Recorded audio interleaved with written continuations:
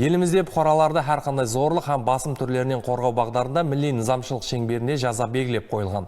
Әсіресе аял қызлардың һәм балалардың бұл жағдайға түсіп қалуының алдын алу, олардың құқыларын қорғау бойынша нәтижелі механизм енгізілген.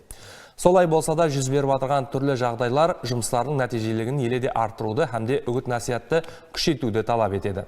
Еліміз бойлап өткерілген аял қызлар зорлығына қарсы 16 күн акциясы шеңберінде міне осы мазмұнды өзінде жәмлеген ләжлар орын алды. 1981 жылдан бастап дүние жүзінің белсенді аялары 25 ноябрьда зорлыққа қарсы күресу күні сипатында белгілеп келген. Ал 1999 жылдан бастап Бірлескен Милләтлер Шөркемінің бас ассамблеясы резолюциясы менен Усусания халықаралық аял қыздарға қарата зорлыққа қарсы күресу күні деп жарияланды һәм har жылы 25 ноябрьден 10 декабрьге шекем зорлыққа қарсы 16 күн акциясы шөркемлестіріледі. Оған 200-ге жақын мемлекетлер, 6000-нан зият шөркемлер һәм 300 миллионнан артық адамдар қамтып алынған. Бозатау районында өткерілген үгіт насихат лажына райолық ішкі істер бөлімі, инсан социалдық қызметлер орайы қызметкерлері қатынасып, аял қыздардың құқи мәдениетін арттыру, зорлықтың har қандай көрінісінің алдын алу һәм шаңырақларда саламат рухи орталықты қалыптастыру бойынша түсіндіру жұмыстарын алып барды.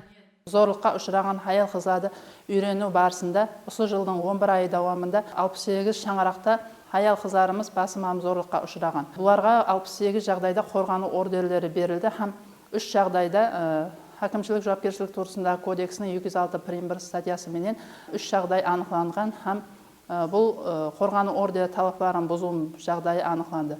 Жәбірленген аял қыздарымызды Бозатау районы медицина бірлеспесінің бірлемші қаналарына жайғастырулары жұмыстар алып барылмақта һәмде бұндан соң республикалық аял қыздарды реабилитация қылу һәм бейімдестіру орайына апарып жайғастырылмақта. Сондай-ақ ләж қатынасушыларына басым һәм зорлықтың алдын алу, оның ақыбетлері, қорғану ордерін алу тәртібі, машқалалы жағдайлар жүзеге келгенде қайсы шөркемлерге mürajaat ету мүмкін екенлігі хақында да кең түрде мағлұматлар берілді.